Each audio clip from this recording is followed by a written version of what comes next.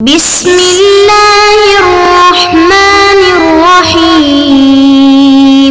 بسم اللہ الرحمن الرحیم۔ السلام علیکم ورحمۃ اللہ وبرکاتہ۔ عزیز طلبہ، آج التبیان فی علوم القرآن کا سبق نمبر 196 ہے،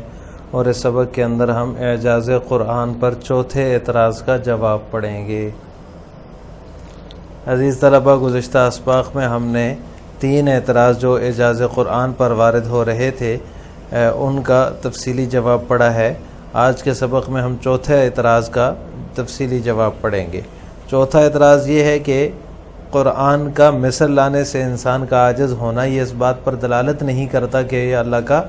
کلام ہے۔ یہ تو اسی طرح ہے جیسا کہ کوئی کلام نبوی کی مثل لانے سے لوگوں کا عاجز ہونا ہے۔ تو کیا رسول کا کلام بھی اللہ کا کلام ہے، یا یہ کہا جائے گا کہ وہ اللہ کا وہ کلام اللہ ہے؟ ایسا نہیں ہے۔ اس اعتراض کا جواب یہ ہے کہ بے شک حدیث نبوی کی مثل لانے سے اگرچہ عام لوگ عاجز ہیں، لیکن بعض خواص جو ہیں وہ اس کے بعض حصے سے عاجز نہیں ہیں، اگرچہ وہ بعض حصہ ایک حدیث ہو یا ایک ہی سطر کیوں نہ ہو۔ رسول اللہ صلی اللہ علیہ وسلم کا کلام اگرچہ فصاحت و بلاغت کے بلند مقام پر ہے، لیکن پھر بھی وہ بشر کا ہی کلام ہے، بشر کے کلام ہونے سے نہیں نکلتا۔ اور کبھی ایسا ہوتا ہے کہ انسان کا کلام دوسرے کے مشابہ ہوتا ہے، اس لیے کہ ہم نبی کریم صلی اللہ علیہ وسلم اور بعض صحابہ کے کلام میں مشابہت پاتے ہیں۔ حدیث سنتے ہیں تو ہم پر معاملہ مشتبہ ہو جاتا ہے کہ یہ حدیث جو ہے یہ مرفوع ہے، یعنی آپ صلی اللہ علیہ وسلم کا قول ہے، یا مقطوع ہے، صحابی کا قول ہے، یا پھر ایسا تابعی کا قول ہے، یہ ہم پر مشتبہ ہو جاتا ہے۔ جب تک صحیح سند ہمارے سامنے نہ ہو تو ہم تمیز نہیں کر سکتے کہ صحابی کا کلام ہے، رسول اللہ صلی اللہ علیہ وسلم کا کلام ہے، یا پھر کسی تابعی کا کلام ہے۔ تو اسی طرح کبھی کبھی عربی زبان کی فصیح ترین جو شخصیت ہیں حضرت محمد صلی اللہ علیہ وسلم کے کلام اور بعض دوسرے جو ماہرین کلام ہیں اس میں بھی التباس ہو جاتا ہے، جیسے کہ ایک مثال ہے المعدۃ بیت الداء والحمیۃ رأس کل دواء وعوّدوا کل جسم ما اعتادا۔ معدہ بیماریوں کا گھر ہے، پرہیز دوا کی اثر ہے، اور ہر جسم کو اس چیز کا عادی بناؤ جس کی اس کو عادت ہو۔ اب یہ کلام سنتے ہی اس کے جو حسن ہے، اس کی جو صحت ہے، اس کا جو بہترین اسلوب ہے، اس کی وجہ سے اس کو سننے والا جو ہے وہ حدیث سمجھ لے گا، حالانکہ یہ حدیث نہیں ہے، یہ تو ایک مشہور طبیب کا کلام ہے۔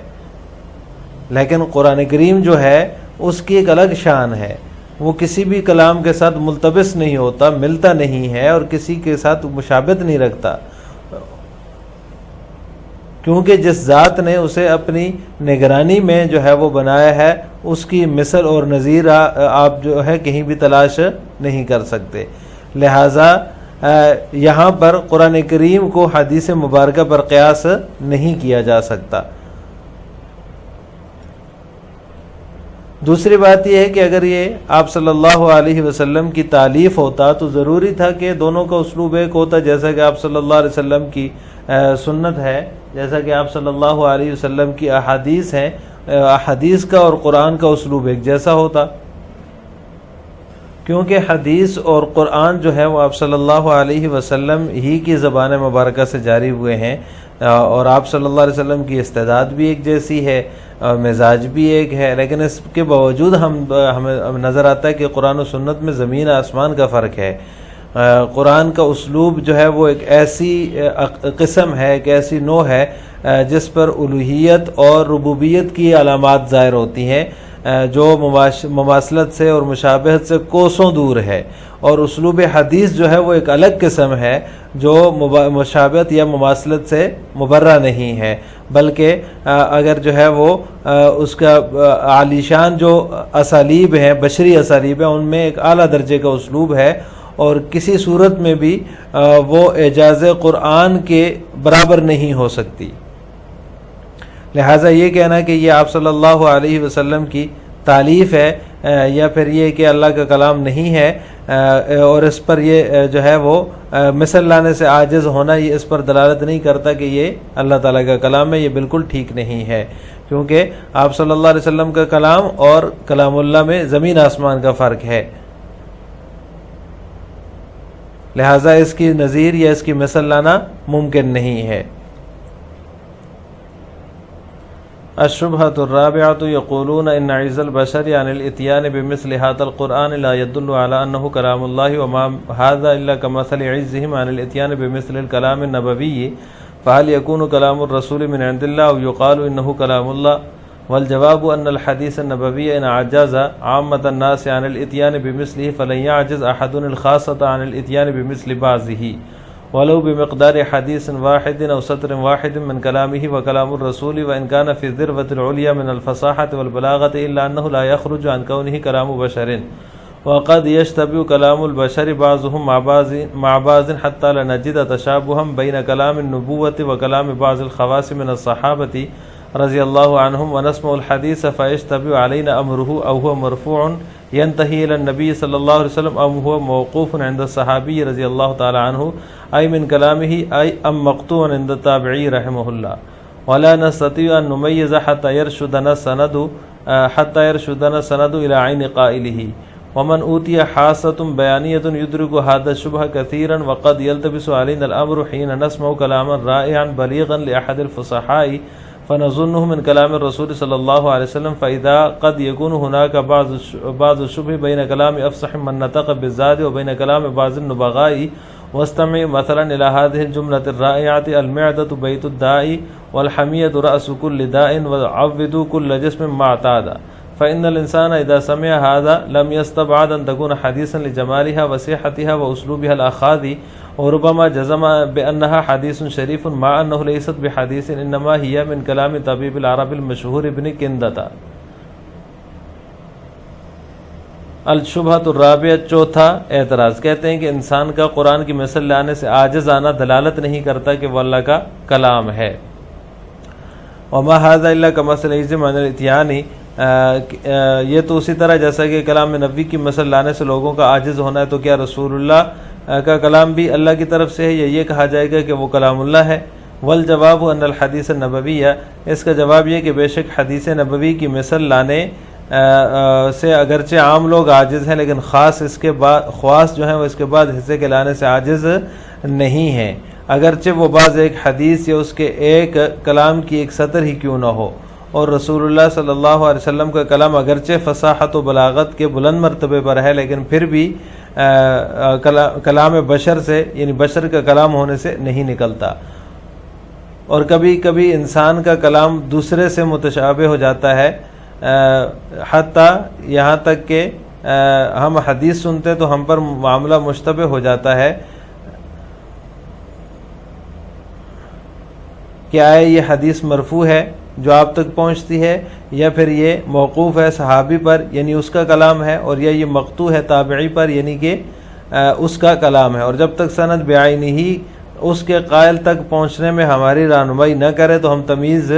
نہیں کر سکتے۔ ومن اوتی حاسۃ بیانیۃ، اور جس کو حصے بیانی سے نوازا گیا ہے وہ یہ التباس بہت زیادہ پاتا ہے، اور جب ہم فصحاء عرب میں سے کسی عمدہ کلام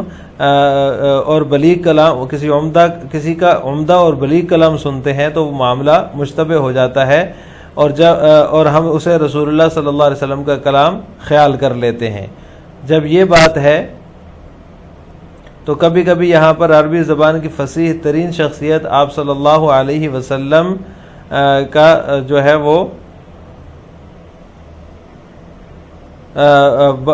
کلام اور بعض دوسرے ماہرین کے کلام میں کچھ التباس سا ہو جاتا ہے۔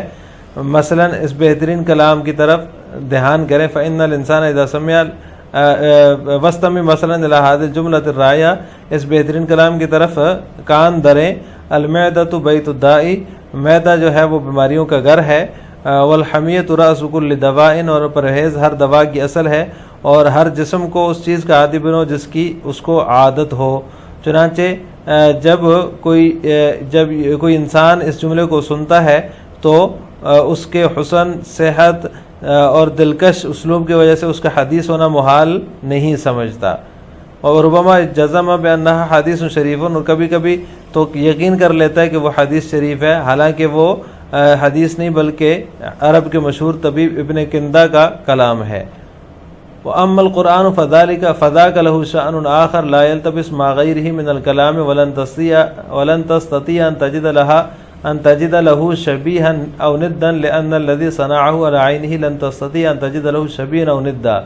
فَكَيْفَ يُقَاسُ الْقُرْآنُ الْكَرِيمُ بِالْحَدِيثِ الشَّرِيفِ فِي هَذَا الْمَقَامِ۔ بہرحال قرآن کریم کی ایک الگ شان ہے کہ وہ کسی بھی کلام کے ساتھ ملتبس نہیں ہوتا، اور آپ ہرگز اس کی نظیر اور مثل نہیں پا سکتے، کیونکہ جس ذات نے اس کی اپنی نگہداشت میں اسے بنایا ہے اس کی نظیر اور مثل تلاش نہیں کر سکتے آپ، لہٰذا اس مقام میں قرآن کو حدیث پر کیسے قیاس کیا جا سکتا ہے۔ ثانيا ومن ناحية ثانية لو كان هذا القرآن من تأليف محمد صلى الله عليه وسلم لكان ينبغي أن يكون الأسلوب في القرآن والسنة واحدا ضرورة أنهما صادران عن شخص واحد استعداده واحد ومزاجه واحد مع أننا نجد الفرق بينهما واضحا والبون شاسعا فأسلوب القرآن ضرب وحده تظهر عليه سمات الألوهية والربوبية التي تجل عن المشابهة والمماثلة، وأسلوب الحديث الشريف ضرب آخر لا يجل عن المشابهة والمماثلة بل هو محلق في جو البيان بقدر الأساليب البشرية الرفيعة ولا يستطيع بحال أن يصعد إلى سماء إعجاز القرآن، وهذا يدركه كل إنسان إذا ما قارن بين الأسلوبين بأبسط نظرة وصدق الله حيث يقول ولو أنما في الأرض من شجرة أقلام والبحر يمده من بعده 7 أبحر ما نفدت كلمات الله إن الله عزيز حكيم، وصدق الله قل لئن اجتمعت الإنس والجن على أن يأتوا بمثل هذا القرآن لا يأتون بمثله ولو كان بعضهم لبعض ظهيرا۔ ثانيا ومن ناحية ثانية، دوسری بات یہ کہ اگر یہ قرآن آپ صلی اللہ علیہ وسلم کی تالیف ہوتا تو ضروری تھا کہ قرآن اور سنت کے دونوں میں اسلوب ایک ہوتا، کیونکہ وہ ایک ہی شخص سے کے منہ سے نکلے تھے، جس کی استعداد بھی ایک، مزاج بھی ایک، اور مزاج بھی ایک ہے، لیکن اس کے باوجود ہم ان دونوں کے درمیان ایک واضح فرق اور بون بعید دیکھتے ہیں۔ فاسلوب القرآن، چنانچہ اسلوب قرآن ایک ایسی نوع ہے جس پر الوہیت اور ربوبیت کی علامات ہویدہ ہیں، جو کہ مماثلت اور مشابہت سے بالکل دور ہیں، اور اسلوب حدیث جو ہے وہ ایک دوسری قسم ہے، وہ مماثلت اور مشابہت سے مبرہ نہیں ہے، بلکہ وہ فضائے بیان میں عالیشان بشری اسالیب کے بقدر منڈلا رہی ہے، اور کسی صورت میں بھی وہ اعجاز قرآن کے آکاش کی طرف نہیں چڑھ سکتی، اور اس بات کا ادراک ہر انسان کر سکتا ہے جب جو ہے وہ دونوں اسلوبوں کے درمیان وسط نظری سے موازنہ کرے۔ اللہ تعالیٰ نے بالکل سچ فرمایا وَلَوْ أَنَّمَا فِي الْأَرْضِ مِنْ شَجَرَةٍ، اور جتنے درخت زمین بھر میں ہیں اگر وہ سب قلم بن جائیں، اور جو سمندر ہے اس کے علاوہ 7 سمندر اس میں شامل اور ہو جائیں تو اللہ کی باتیں ختم نہ ہو، بے شک اللہ تعالیٰ زبردست حکمت والا ہے۔ وصدق اللہ، اور اللہ تعالیٰ نے سچ فرمایا قُلْ لَئِنِ اجْتَمَعَتِ الْإِنسُ وَالْجِنُّ عَلَىٰ أَن يَأْتُوا بِمِثْلِ هَٰذَا الْقُرْآنِ، آپ فرما دیجئے کہ اگر تمام انسان اور جنات اس بات کے لیے جمع ہو جائیں کہ ایسا قرآن بنا لائیں، تب بھی ایسا نہیں لا سکیں گے، اور اگرچہ ایک دوسرے کے مددگار بھی بن جائیں۔ لہٰذا آج کے سبق کا خلاصہ یہ ہوا کہ ہم نے اعجاز قرآن پر چوتھا اعتراض کہ آپ صلی اللہ علیہ وسلم کا یہ جو کلام ہے، کلام اللہ تعالیٰ کا جو کلام ہے، اس کی مثل لانے سے عاجز ہونا، یہ اس بات پر دلالت نہیں کرتا کہ آپ صلی اللہ علیہ وسلم جو کلام لے کر آئے یہ اللہ تعالیٰ کا کلام ہے، کیونکہ رسول اللہ صلی اللہ علیہ وسلم کا کلام بھی اللہ کی طرف سے یہ ہوتا ہے کہ اس کو تو کلام اللہ نہیں کہا جاتا، اور اس کی مثل لانے سے بھی جو ہے وہ لوگ عاجز ہیں۔ تو اس کا تفصیلی جواب ہم نے پڑھا کہ یہ بات ٹھیک نہیں ہے، آپ صلی اللہ علیہ وسلم کی کلام جو ہے وہ اس کے اگرچہ بعض لوگ مثل نہیں لا سکتے عام لوگ، لیکن بعض خواص لا سکتے ہیں، اور دوسری بات یہ ہے کہ آپ صلی اللہ علیہ وسلم کا کلام اگر ہوتا یہ تو قرآن و سنت میں واضح فرق نہ ہوتا۔ السلام علیکم ورحمۃ اللہ وبرکاتہ۔